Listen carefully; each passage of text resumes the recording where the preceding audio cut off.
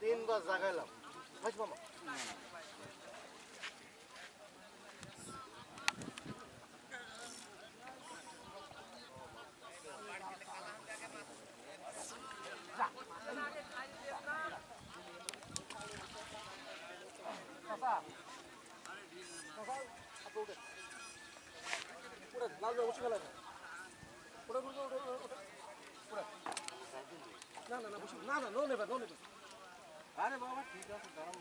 কোনো অপশন ছাড়া না না কোনো কথাই চলবে